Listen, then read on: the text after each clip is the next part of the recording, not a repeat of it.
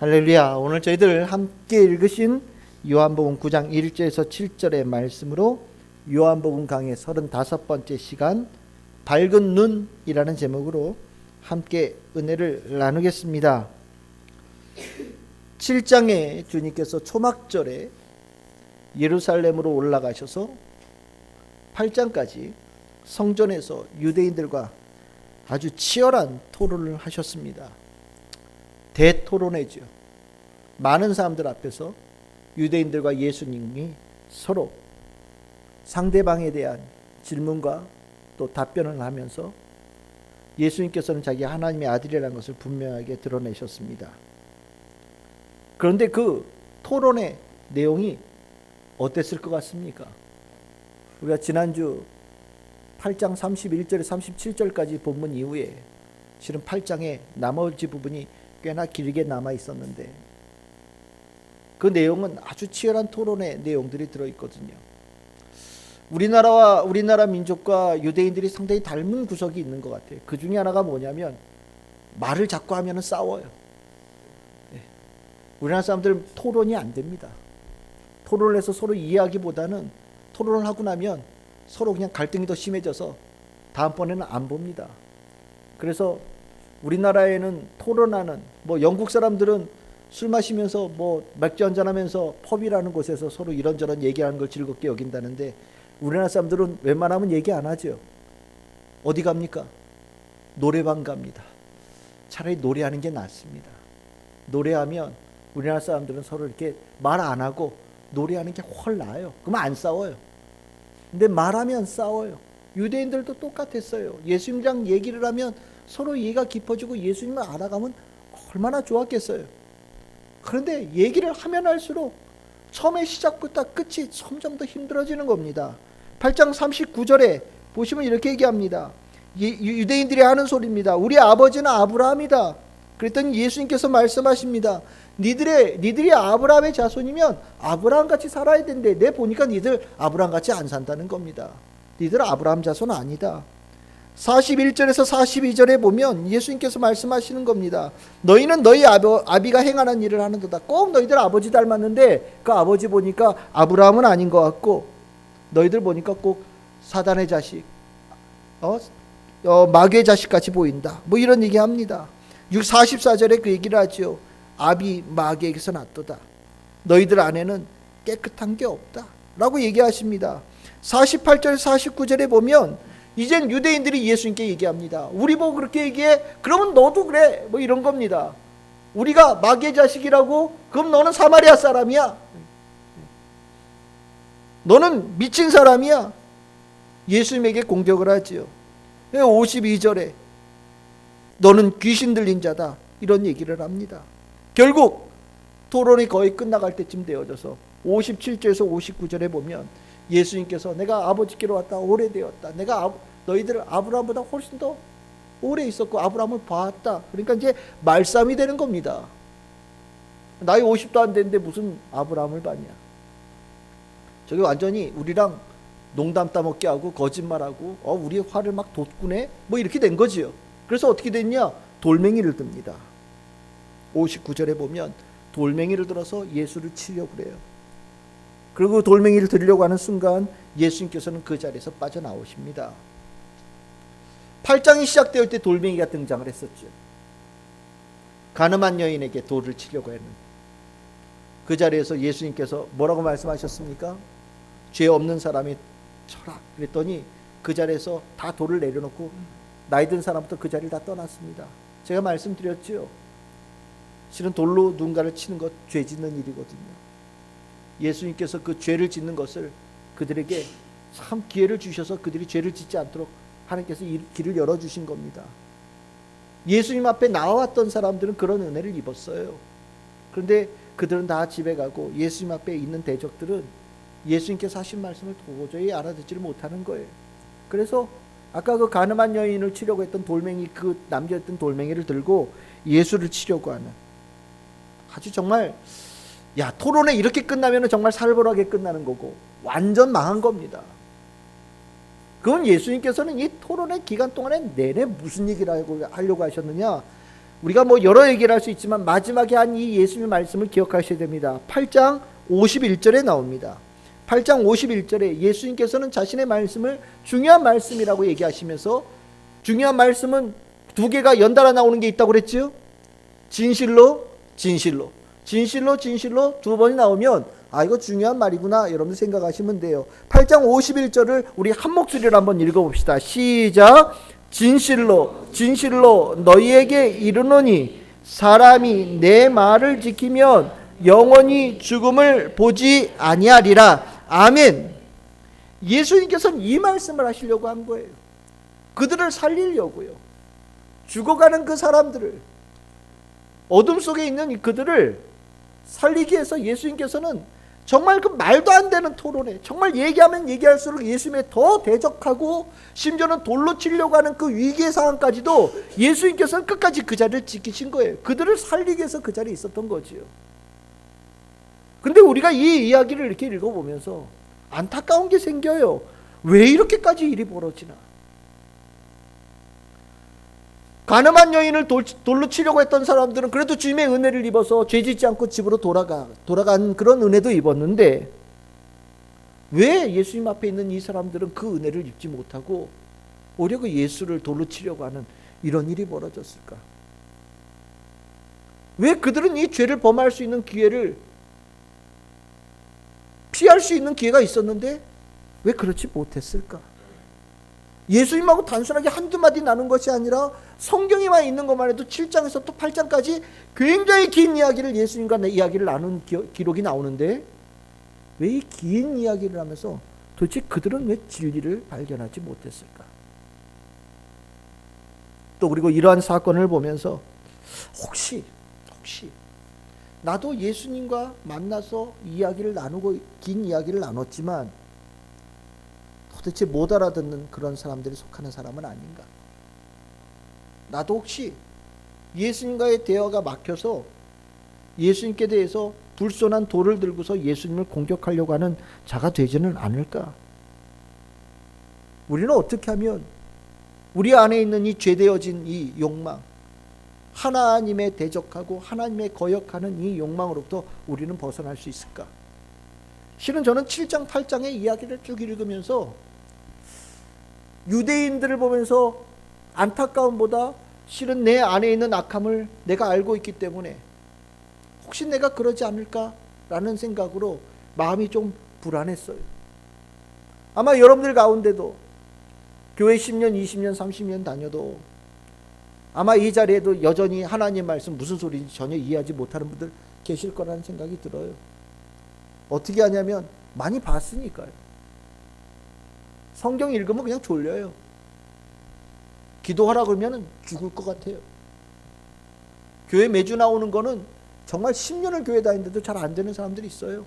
거기다가 갑자기 목사님이 뭐 특별 예배예요. 그래서 뭐 수예배도 나오세요. 금예배도 나오세요. 이번 주만 나오세요. 그러면 막 정말 큰일 난 것처럼, 네? 막 불안해지고 막 내 시간 다 뺏기는 것 같고 막 나를 막 옥죄는 것 같고 뭐 이런 생각을 드는 사람들도 있어요. 실은 그 모습이 예수님 앞에 있는 유대인들, 이 유대교 지도자들의 모습과 별로 다르지 않은 겁니다. 예수님 나쁜 분 아니라는 거 알고 계시지요? 뭐 예수님 우리가 한 번도 본 적은 없지만 예수님은 어떻게 생기셨을까요? 세상 착하게 생기셨던 것이 거의 분명합니다. 잘생기셨을 거예요. 한 번 봤는데 또 보고 싶은 분이 아마 그분이었을 거예요. 그리고 또 보면 계속 보고 싶은 분이 분명히 그분이었을 거예요. 예수님을 만나면 만날수록 좋아질 수밖에 없는 그분인데 실은 우리들에 있는 악함이 예수의 진면목을 보지 못하고 그 예수를 제대로 만나는 것을 기뻐하지 못하는 신앙의 모습, 우리 안에 실은 일부분들이 남아있거든요. 예수님께서는 이 토론을 마치신 다음에 마음이 편하셨을까요? 자기를 향해서 돌멩이를 들려고 하는 그 모습, 그리고 예수님께서는 그 돌멩이를 들려고 하는 그 자들에게서 참 59절에 보면 예수께서 숨어서 성전에서 나가셨다라고 표현하고 있거든요. 예수님께서 숨어서 성전을 나가셨다. 성전이 누구 집인데요? 하나님의 집. 성전이 누구 집인데요? 예수님의 집 아니에요? 근데 예수님의 집에서 그 집주인 예수님에 대해서 돌멩이를 드는 사람들, 그리고 자기 집에서 숨어서 도망가는 예수님.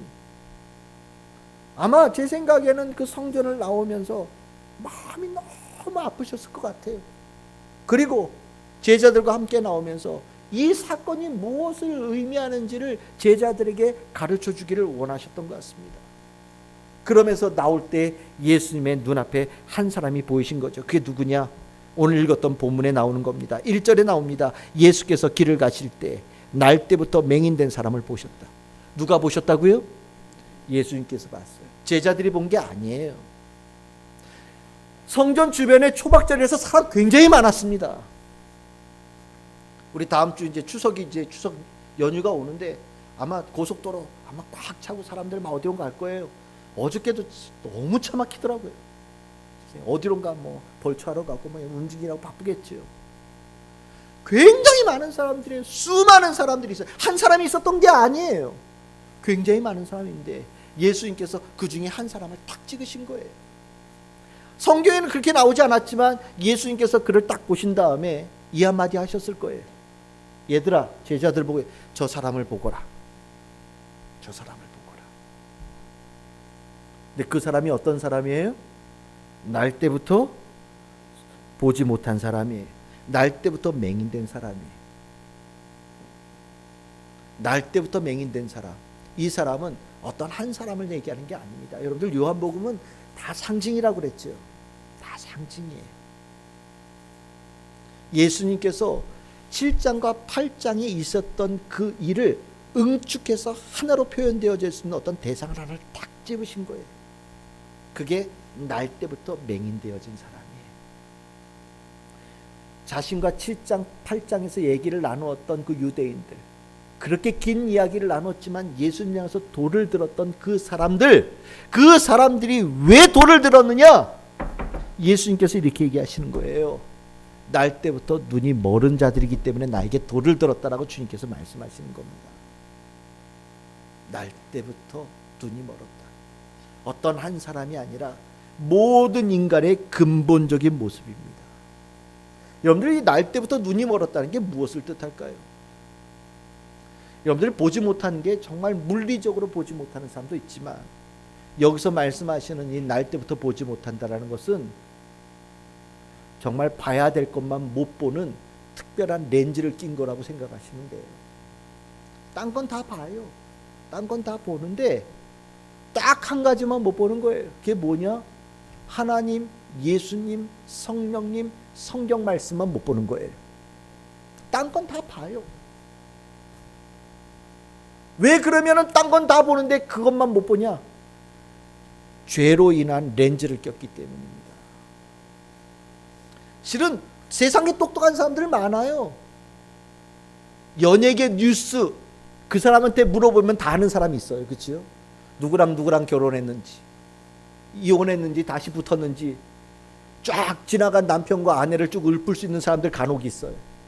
어저께 일어난 한 뉴스 다 아는 사람들, 신문에 나오는 첫 번째 페이지부터 끝 페이지까지 모든 것을 통달해서 시사적인 뉴스 다 얘기하는 사람들이 있어요. 똑똑하죠. 그런데 신기하게도 하나님, 예수님, 성령님, 성경에 대해서는 정말 희한하게도 아는 것이 정말 없는 거예요. 그렇게 얘기를 했는데도 다음 주에 물어보면 뭐였더라? 예? 여러분 신기하지 않으세요? 나 한 번도 본 적이 없는 그 사람의 남편 이름도 다 기억하는데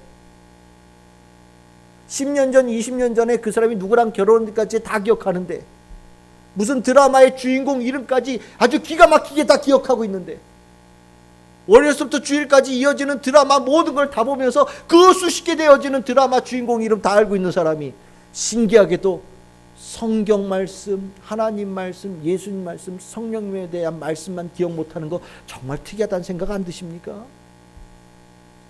이게 소경이에요. 실은 우리가 소경이라고 얘기를 할 때 앞을 못 보는 사람을 소경이라고 생각할지 모르지만 주님께서는 이걸 소경이라고 얘기하는 거예요. 또 다른 말로 표현하면 물리적인 눈은 감겼을지라도 그 눈이 하나님을 볼 수 있고 예수님을 볼 수 있고 성령님을 볼 수 있고 하나님 말씀을 들을 수 있는 사람이라면 주님께서는 그 사람을 무엇이라고 규정하겠습니까? 세상에서 제일 잘 보이는 사람이라고 그 사람을 규정하시는 거예요. 이거 굉장히 중요한 겁니다. 예수님께서는 그들이 눈이 감겼다라고 얘기하는 거예요. 다른 것 다 보아도 예수님만 못 보는 사람들, 다른 것 다 보아도 하나님만 보지 못하는 사람들, 이 사람을 주님께서 그렇기 때문에 내 얘기에 귀담지 못하고 이해하지 못하고 돌을 들었다고 규정하시는 거예요. 여러분들은 예수님이 보이십니까? 여러분들 하나님이 보이십니까? 여러분들 주의 말씀이 여러분들 귀에 들어옵니까? 하나님이 여러분들을 사랑하신다는 걸 여러분들이 마음에 느끼십니까? 여러분들이 하나님께서 여러분들이 이끌고 계신다라는 그 따뜻한 온기를 여러분들 경험하고 계십니까? 만약 그것이 느껴지고 보여지고 채워진다면 여러분들 눈뜬 사람들이에요. 그런데 기본적으로 사람들의 상태가 기본적으로 눈을 감아서 태어나요. 원죄가 있어서 태어날 때부터 가지고 있는 오리지널 신, 원래 가지고 있는 죄입니다. 태어날 때부터 가지고 있는 죄예요. 그래서 사람들이 기본적으로 태어날 때 눈을 감고 태어난다라는 거예요. 자기가 눈을 감았다라고 인식하면 복이에요. 왜냐하면 눈을 감았다고 생각하면 그 눈 뜨게 해달라고 주님 앞에 나아가면 되거든요. 근데 사람들이 착각하는 거예요. 다른 건 다 보이거든요. 하나님에 대해서는 다른 사람들이 하나님에 대한 얘기를 해도 나는 안 보여요. 그래서 어떻게 생각하냐면 내가 비정상이 아니라 니들이 비정상이야 라고 생각을 해요. 자기를 잘 보고 있다고 생각하는 거예요. 이런 사람들은 고침을 받을 수가 없어요. 유대인들이요, 자기가 너무 잘한다고 생각을 한 거예요. 하나님에 대해서도 잘 알고 하나님께서 보내신 자도 잘 알고 메시아, 구원, 모든 것에 대해서 전 세계 모든 사람들 중에 자기들이 완벽하게 한다고 생각을 한 거예요. 그런데 하나님께서 보시기에는 하나님을 한 번도 본 적이 없는 사람들이에요. 하나님을 알면 그렇게 안 살아요. 속으로 누군가를 죽이려고 하고 누군가에 대해서 해코지 하려고 하고 하나님이 하고자 하는 뜻을 전혀 품지 아니하고 자기의 이익을 추구하려는 그 모습들, 하나님의 아들이고 하나님을 본 사람이면 그렇게 살지 않거든요. 근데 그들은 자기가 그 일을 하면서도 하나님 닮았다라고 생각하고 사는 거예요. 그러니까 예수님께서 아니라고 얘기를 해도 고침을 받지 못하는 거죠. 굉장히 중요한 메시지예요. 태어날 때부터 소경이다. 근데 이걸 누구에게 하느냐? 모든 사람들이 그렇다. 모든 사람들이 그렇다.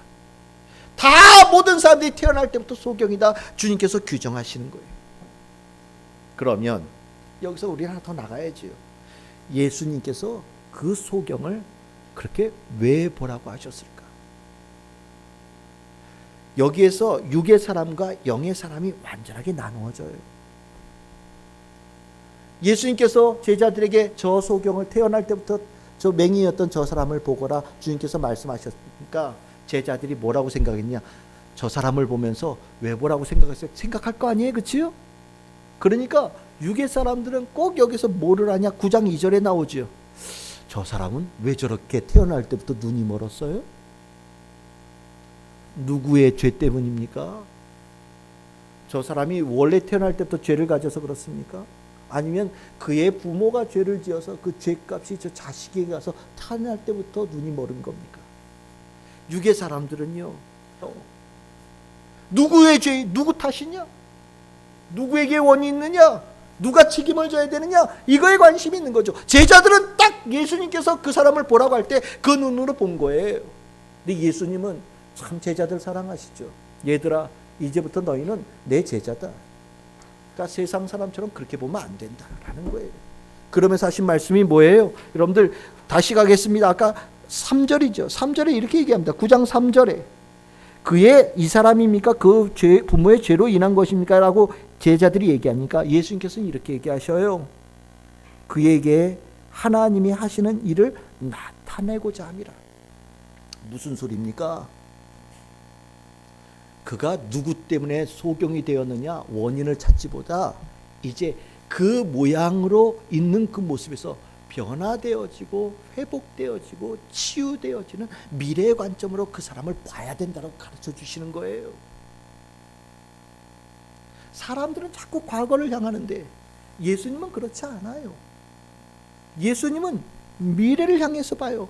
하나님이 그 일을 하시고자 하시고 그 일이 우리들의 삶에 뭐 때문에, 누구 때문에, 어떤 일이 있어서 이걸 다 불문하고 물어보지도 따지지도 않으시고 주님께서는 그런 모든 사람들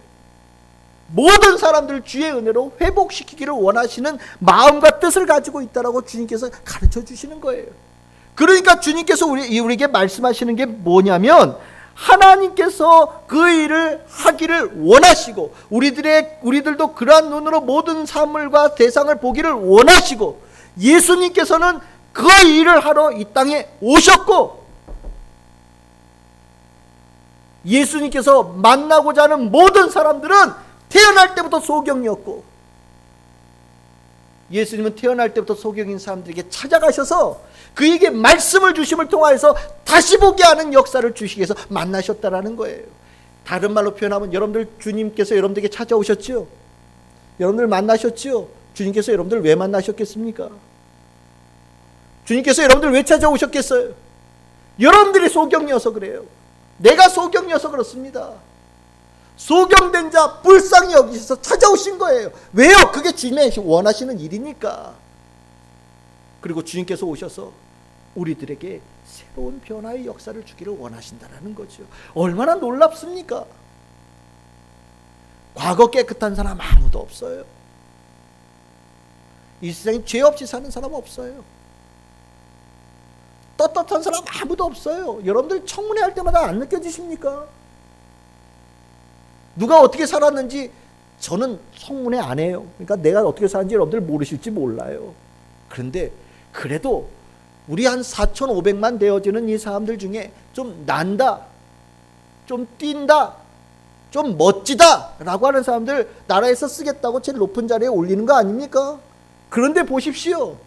남들 앞에서 잘난 척하고 옳은 얘기하고 멋있는 얘기하고 다 했던 사람들 청문회 해놓고 나면 크고 작은 문제들이 막 나오지요. 자식들 군대 안 보내고 부동산 투기하고 위장 전입하고 수많은 일들 나오잖아요. 맞아요. 다 그래요. 그러면 그 사람 안 된다고 막 얘기를 하죠. 아니, 안 그런 사람이 있어요? 안 그런 사람이 있어요? 없어요. 없어요. 100명을 갖다 보십시오. 없는 사람 아무도 없습니다. 그러니까 우리의 관점이 바뀌어야 돼요. 과거가 어땠는지 그 부분에 대해서 내가 잘못했다고 뉘우치고 다시는 하지 않겠다라고 얘기를 하고 그리고 나면 우리는 앞을 봐야 되는 거예요. 이게 주의 사람의 시각이어야 돼요. 이것이 땅에 사는 사람들로부터 벗어나게 되어지는 아주 중요한 시각이거든요. 이제 주님께서는 눈먼 자들을 찾아오셔서 그들에게 목표를 가지고 계세요. 그게 뭐냐면 그들이 빛을 보기를 원하는 겁니다. 예수님께서 소경되어진 자를 찾아오셔서 가지고 있는 목표가 뭐냐? 빛을 보기를 원하시는 거예요. 빛은 누굽니까? 예수님이죠. 그러니까 예수님께서는 소경된 자에게 오셔서 예수가 안 보이는 게 소경이에요. 그런데 예수님께서 그를 찾아가셔서 그를 고치기를 원하시는 거예요. 누구를 보는 거예요? 예수를 보는 거예요. 여러분들은 다 그 은혜를 입은 사람들이에요. 내가 소경되어졌는데 주님께서 찾아오셔서 여러분들은 지금 그 예수를 보는 눈, 열린 눈을 갖게 되어진 거예요. 이 열린 눈을 갖게 되어지는 이 메시지를 하나님께서 그 일을 하기를 원하시고 예수가 그 일을 지금 실행하고 있다는 그 메시지를 단순하게 말로만 하는 것이 아니라 뒤에 6절과 7절의 상징 행동으로 보여주셔요.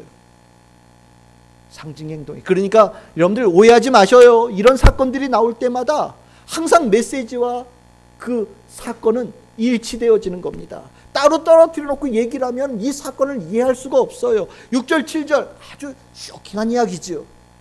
이런 표현은 아이 더러워 뭐 이런 거 있잖아요. 예, 아이 더러워. 예? 가끔 예수님께서 침 발라가지고 이렇게. 그렇지요. 눈이 멀은 사람이에요. 잘 써보세요. 눈이 멀었어요. 흙과 예수님의 침을 섞어서 진흙을 만들어서 눈에다 붙였어요. 이게 무엇을 의미할까요? 예수님의 침, 누구처럼? 예수님의 침은 뭐 로얄 젤이냐 뭐 이런 거 있잖아요. 그런 겁니까? 예수님의 침은 특별합니까? 만약에 여러분들 이 오해하지 말고 들으십시오. 어떤 목사님이 이거 흉내낸다고 튀겨가지고 눈에다가 이렇게 하면 낫습니까? 아니에요. 그 얘기를 하려고 하는 게 아니에요. 여러분들 흙, 침, 진흙 이거 언제 기억나십니까? 사람을 창조하실 때 하나님께서 쓰신 도구 물질이에요. 지금 이 사람 어때요? 다른 건 다 멀쩡해요.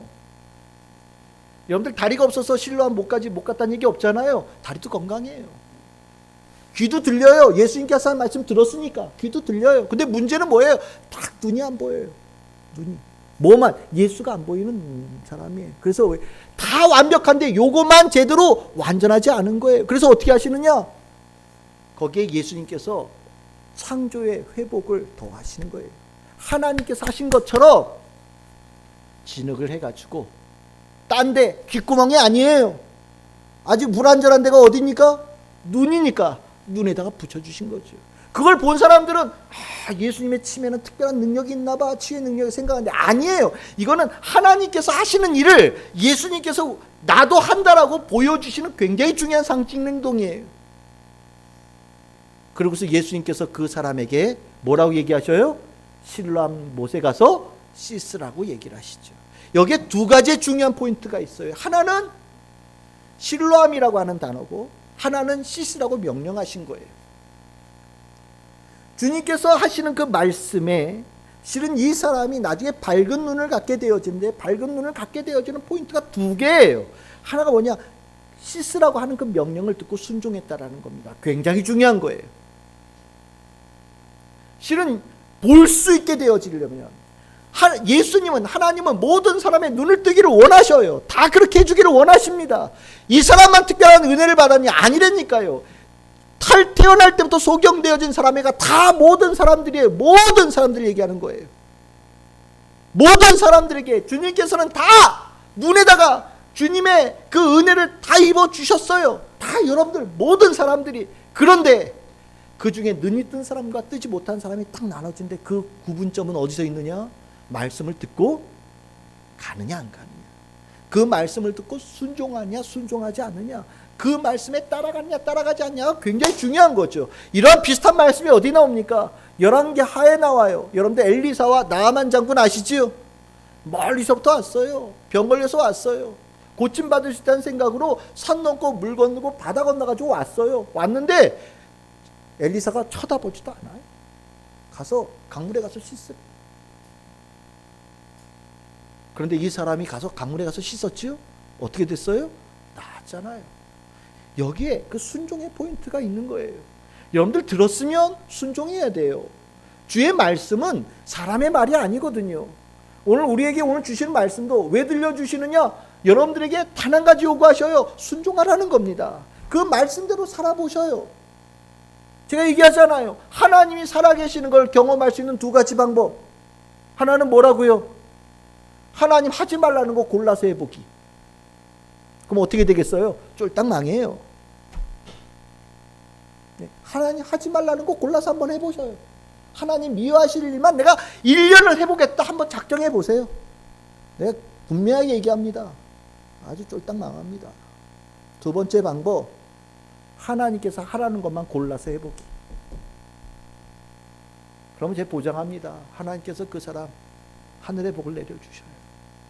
하나님이 살아계신 방법, 체험하는 두 가지 방법이에요. 그 애매한 사람이 누구냐? 하는 것도 아니고 안 하는 것도 아니고. 예? 그럼 어떻게 했냐? 아유, 운이 좋았어. 예? 그렇게 생각하는 거죠. 때를 잘 만나서. 우연히. 이렇게 생각한단 말이죠. 아니, 그러고 살면 30년, 40년 살아도 절대 하나님 못 경험해요. 한번, 아직까지 나 하나님 나 한번 제대로 경험해 본 적이 없다. 이런 분들 계시지요? 참 나쁜 방법. 난 첫 번째는 별로 권하지 않을래요. 예, 그건 별로 좋은 방법이 아니에요. 두 번째 방법 한번 해보세요. 1년만 해보세요.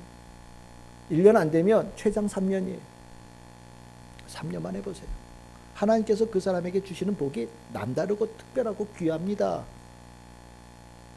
이 태어날 때부터 난 소경 안 갈 수도 있어요. 여러분들 생각해 보세요. 실로암 연못 가기가 쉽습니까? 안 보이는 사람인데 자기 눈에 뭐가 붙었는지도 잘 몰라요. 태어날 때부터 소경인 사람이 실로암 연못을 본 적이 있겠어요? 걸어서 한 10분 정도 가야 된다는데, 성전에서 실로암 연못까지 한 10분 정도를 걸어가야 된다는데 10분 걸어간다는 거 쉽지 않아요. 사람은 얼마나 많아요. 200만 명이 모여있다는데 이 조그만한 예루살렘 성에 사람 얼마나 많겠어요. 여러분들 명동에 사람 많을 때 어디 찾아가기 쉽지 않잖아요. 똑같은 거예요. 사람 없어서 갈 때도 쉽지 않은데 그 사람 많은데 실로암 연못 찾아간다 쉬운 거 아니에요. 순종이 바람 걸 딱 옮겨 순종이면 얼마나 쉬워요.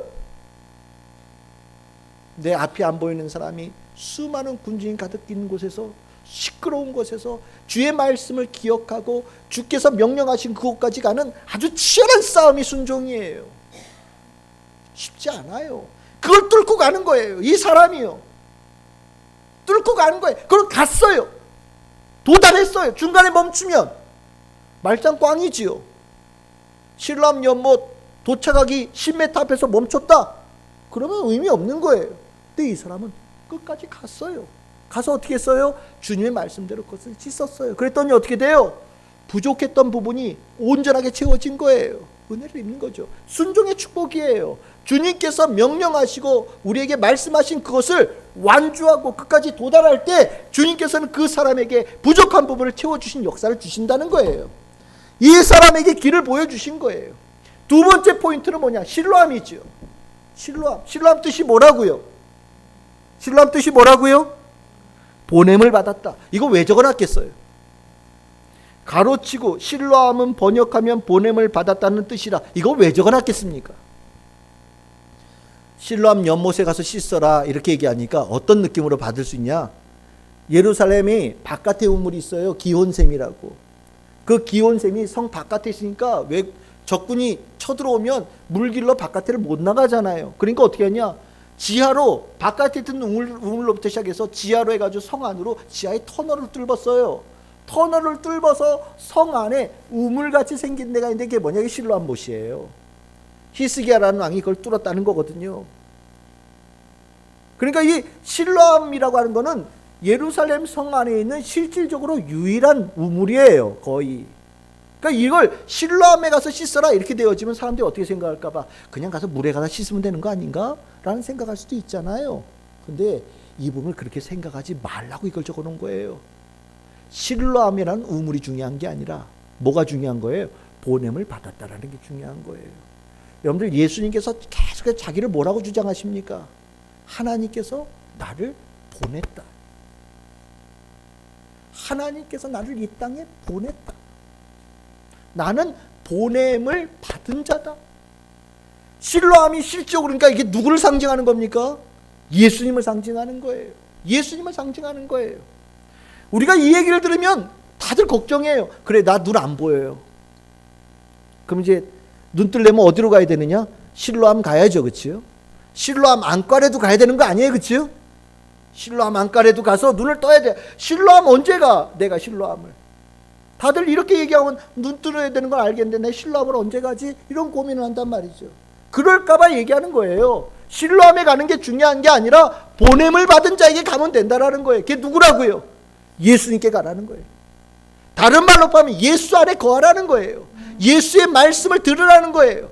이러고 나니까 이 말씀이 결국 이 사건이 이걸로 다시 가요. 그게 뭐냐면 그 유명한 말씀 요한복음 8장 31절에서 32절 다시 이 말씀으로 가는 거예요. 소경되어진 자가 예수의 말씀을 듣고 가게 되어지는 걸 이걸 뭐라고 표현하냐? 너희들이 내 말에 거하면, 내 말에 거한다는 게 뭐가 되겠습니까? 순종하면 너희가 진리를 알게 될 것이다. 진리가 뭡니까? 하나님의 뜻, 하나님의 계획이라고 그랬죠. 하나님의 뜻, 하나님의 계획이 지금 예수님께서 뭐라고 그러셨어요? 눈먼 자 눈 뜨게 하는 게 하나님의 계획이다. 보지 못하는 자 보게 하는 게 하나님의 뜻이다. 하나님의 구원의 역사가 하나님의 뜻이라는 것을 알게 될 것이다. 그리고 그렇게 되어지면 어떻게 된다고요? 자유케 되리라. 눈 멀은 자가 뭐가 된다고요? 보게 될 것이다. 밝은 눈을 갖게 될 것이다. 결국 이걸 한마디로 요약하면 뭐라고 그랬습니까? 제자가 되어지면 이 역사가 일어난다라고 얘기를 했지요. 실은 이 눈먼 소경 이렇게 되는 것, 제자 된 겁니다. 주의 말씀을 믿고 따랐기 때문에, 순종해서 그 인파를 뚫고 실로암 연못까지 가서 그 눈을 씻었기 때문에 그 말씀이 그 안에 거한 거예요. 그래서 그 안에 주의 뜻이 역사가 일어난 거예요. 그래서 어떻게 자유케 되어진 거예요. 제자가 된 거예요. 땅의 사람이 아니라 하늘의 사람이 된 거예요. 이것이 주의 원하시는 일이었어요. 실은 7장과 8장에서 유대인들과 만나서 대화하신 목적이 무엇이냐? 바로 이거예요. 눈 감은 애들 눈 뜨게 해주는 게 목표였는데 순종하지 않아서, 한마디 들었을 때 순종했으면 그들도 눈을 떠서 자유케 되어지는 역사가 있었을 터인데, 머릿속으로 너무 많은 것을 생각해요. 나는 잘 보이고 있는데, 난 잘하고 있는데, 난 아무 문제 없는데, 나는 깨끗한데, 내가 제일 뛰어난데, 수많은 머릿속에 생각들이 있어서 자기에게 다가오신 예수 그리스도의 목적을 모르는 거예요. 예수님께서 여러분들 앞에 왜 오셨다고요? 눈 멀었기 때문에. 오늘 주님께서 여러분들에게 이 말씀을 왜 주시겠습니까? 눈 멀었기 때문에. 주님께서 우리에게 이 성경의 말씀을 왜 주시겠습니까? 우리가 눈 멀어서 죽어가고 있기 때문에 주님께서 주시는 거예요. 죽어가고 있기 때문에, 눈이 멀었기 때문에, 들리지 않기 때문에 주님께서는 우리에게 불쌍히 여기서 우리에게 오셨고, 그래서 우리가 주님을 보고 주님의 말씀에 거하고 진리를 알고 자유케 되어지기 위해서 주님께서 오신 거예요. 오늘 주님이 여러분들 앞에 다 계셔요. 여러분들이 주님을 붙잡아야 돼요. 주님이 실로암이에요. 주님이 실로암이에요. 주님 붙잡으면 밝은 눈이 되어져요. 밝은 눈을 갖게 되어지면 사는 방법이 완전히 달라집니다. 우리 아이들이 밝은 눈을 갖게 되어지면 얼마나 복이겠어요. 인생을 살면서 한 번이라도 밝은 눈을 가지고 좀 살면 얼마나 복이겠어요. 밝은 눈을 갖게 되어지고 나니 후회가 되어지는 게 있죠. 그게 뭡니까? 10년 전에 밝은 눈을 가졌더라면, 20년 전에 밝은 눈을 가졌더라면 내 인생이 달라졌을 것이다. 여러분들 분명히 고백할 겁니다. 근데 오늘 이 자리도 기회예요. 오늘 이 순간에 아직까지도 어두운 눈, 보지 못한 눈을 가지고 계시다면 실로암이신 예수를 잡으십시오. 여러분들에게 새로운 시대가 열릴 거예요. 예수가 보여야 되고, 하나님이 보여야 되고, 주의 말씀이 여러분들의 귀에 들려야 되고, 주님을 따라갈 수 있는 용기를 가져야 되고, 그렇게 주의 사람으로 세워져가는 역사가 일어나야 됩니다. 축복입니다. 지금 주님께서 일하고 계셔요. 내가 좀 일하고 있다. 지금이 낮이다. 근데 좀 있으면 밤이 올 거다. 내가 없을 때가 올 거다. 지금이 낮이에요. 주님께서 일하고 계셔요. 성령을 통해서 일하고 계셔요. 좀 있다가 주님께서 심판으로 오실 때가 올 거예요. 낮을 때 주님을 붙잡아서 밝은 눈이 되어져 주님께서 주신 인생 멋지게 살아가는 복되고 복된 우리 참 즐거운 교회 성도들 다 되시기를 주의 이름으로 축원합니다. 기도하겠습니다.